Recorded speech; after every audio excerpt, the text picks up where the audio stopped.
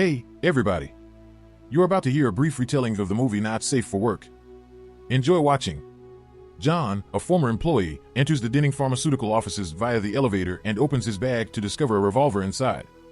He swiftly assassinated many superiors on the executive floor before returning to the reception area and encountering the cops. John deletes himself after saying that someone had to do something. Later, news broadcasts clarify that Denning Pharmaceutical is introducing a novel medication that has been approved by the FDA despite having deadly adverse effects that have already claimed the lives of 3 individuals. As a result, the corporation is attempting to remove all of the evidence since it is the target of a significant lawsuit and its price is declining. Alan, a significant layer, makes the decision to sue the business, which will have a significant impact on his career. Tom, the legal assistant, is given the task of handling the papers by him. Tom has to renew his keycard before coming into work on Monday since it is reset every weekend. Tom tells Alan he wants to include heart attack sufferers in the pharmaceutical lawsuit because John was their main witness and they lost him, but Alan stops him because minor victims don't get paid. Next, Tom gets a call from another employer asking to talk about the Gambizzi criminal family case. Tom wants to work on that case, so he sends a note, but his supervisor smashes it and chastises him for not focusing more on the cases he already has. Tom then heads to the filing area to store the file that Alan rejected. Anna, his co-worker and lover, pays him a visit so they may exchange a few private kisses. After a few hours, Alan declares that everyone may go home because the servers have not been down since last night.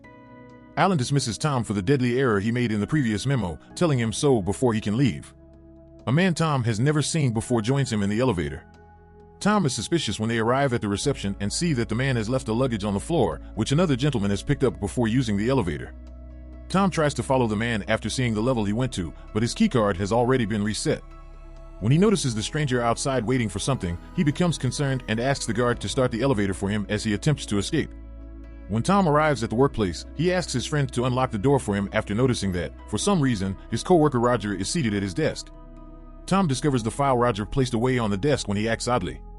He starts filming on his phone and conceals it in a pencil holder as his suspicions grow. He then continues to search the area and finds the unidentified man tampering with the power box. The man is approached by one of the lawyers who doesn't believe him when he says he's maintenance and asks for identification. The guy pulls a revolver and murders her as the lawyer attempts to contact to confirm his presence.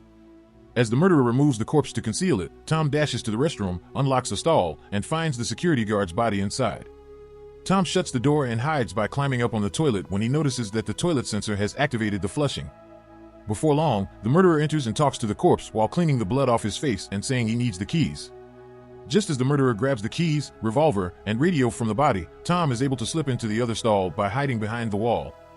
Tom tries to conceal it by climbing on top of the toilet and nearly starting it up again, but luckily the murderer turns on his own toilet first and doesn't hear Tom. Subsequently, the murderer demolishes the radio and departs to turn off the fire sprinkler. He then enters the file room and places some explosives there.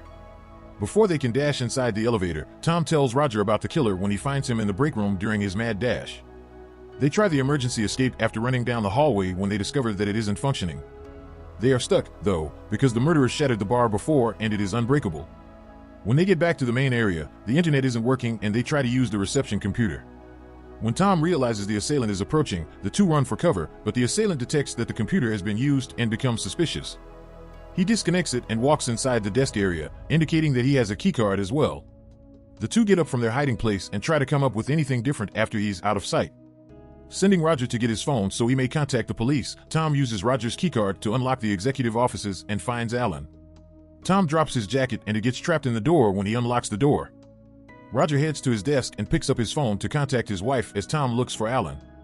But before he can say anything to her, the murderer tracks him down and coerces him into saying everything is okay. Tom rushes to the break room in search of a knife after noticing everything outside the window. Roger hangs up, and the assassin pulls a revolver and asks if anyone else is working late. When Roger lies and claims it's only him, the murderer takes hold of a cable and chokes him. Tom's phone records the entire incident. There is no one at the desk when Tom returns. When he reaches for his phone to dial 911, the battery dies. He looks around the office after plugging in the charger and discovers Roger's body in his chair.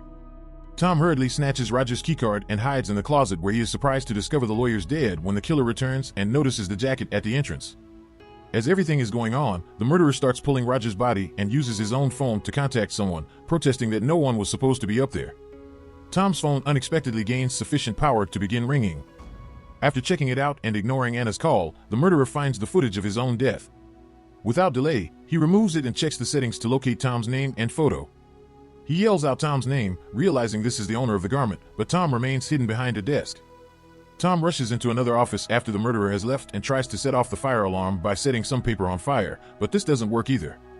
Tom blows up the garbage can and shoves it against the curtains to create a real fire because he thinks he sees someone in an office in the next building. When the neighbor notices this, Tom gestures for him to call for assistance.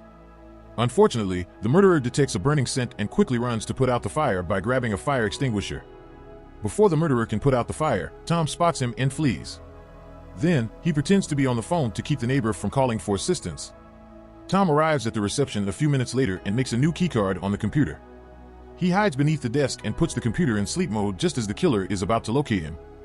Tom resets all the locks once the murderer departs, making it impossible for the murderer to use his card anymore. Subsequently, Tom switches down the majority of the building's lights and dashes to Alan's workplace, only to discover him having a conversation with a woman. Tom ducks behind the door as the murderer shoots the office lock at that same time. The man murders the lady as soon as she pulls a pistol, even though it appears like he knows Alan. He then tells Alan to wait in his office, grabs a revolver, and walks out. When they are alone, Alan answers Tom's question regarding the woman's identity by saying that she is a member of the Gambizzi criminal family. Alan speculates that the killer was dispatched by the mafia to silence her since she was scheduled to testify against her husband. They find the murderer is attempting to enter the file room by bashing the door with an axe, but it is impossible because it is made of reinforced steel and has bulletproof glass at that very time when they hear a strange noise. Alan and Tom then attempt to flee but are forced to hide as they hear the murderer approaching. When the man with the janitor arrives, he mimics his voice and begs Tom to come out or else he would perish. Tom becomes suspicious and asks the killer what nickname he always used for the janitor. Since the killer clearly doesn't know, Tom assumes the janitor has already passed away. The thief then attempts to force them leave by turning the elevators back on. When Alan and Tom search the hallway, they discover the janitor's body along with a message that reads, "You win."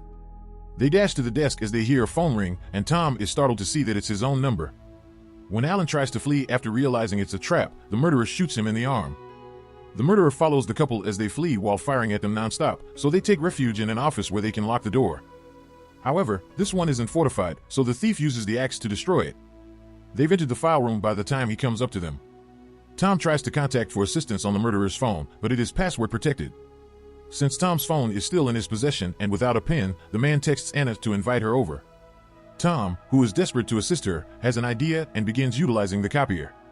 The murderer allows Anna in the door and demands her phone at gunpoint, threatening to destroy it. Tom arrives at that same moment and offers to swap Anna's keycard, but the murderer isn't persuaded until Alan gets up to handle the talks. Alan hands the card to the criminal when he drops the pistol. He releases Anna but pulls out the guard's revolver. The murderer hits Alan and carries him to the file room when he urges him to save Anna. He bemoans the fact that Alan hasn't cleaned the office, implying that they have been collaborating. Tom arrives with the gun after the murderer sets off the explosives, only to find out that the assailant has taken all the ammunition. The murderer is imprisoned in the file room as Alan takes advantage of the opportunity to flee and the door shuts. Tom gives him a bogus keycard that he manufactured using the copy machine, so when he attempts to use it to go out, it doesn't work. The explosion detonates abruptly, setting the file shelves on fire. The murderer attempts in vain to put it out and succumbs to the smoke's effects. Subsequently, Tom enters and discards the pistol before extinguishing the flames by pushing the shelves to collapse. The murderer awakens abruptly and strikes Tom, starting a battle. When Anna tries to intervene to aid, the man swiftly overwhelms her, yet all she receives is a punch. After they both collapse as a result of Tom using the distraction to hit the man, Alan arrives and kills the murderer. Tom removes the keys from his pocket as the man speaks the digits 11 to 22 before passing away. Tom returns to the desks and locates the case file, where he learns that the pharmaceutical firm intended to destroy all of the evidence, while Anna uses the keys to start the elevators. After that, he unlocks the murderer's phone by typing 11 to 22 and finds Alan's number. As it turns out, Alan hired the guy to kill Roger and destroy the data because the pharmaceutical corporation had paid him to lose the lawsuit. Alan tries to buy Tom off with the money, saying that companies are more dangerous than the mafia, but Tom declines and takes the file. Alan self-deletes because he doesn't want to go to jail. Tom and Anna hastily depart in order to avoid being noticed as the cops soon approach. The copy machine in the file room is producing thousands of copies of the case material. A police officer, who also happens to be the one who gave the murderer the pistol, finds this. As soon as the police discovers that the murderer is holding Tom's phone, he contacts a hitman to pursue Tom and put an end to him.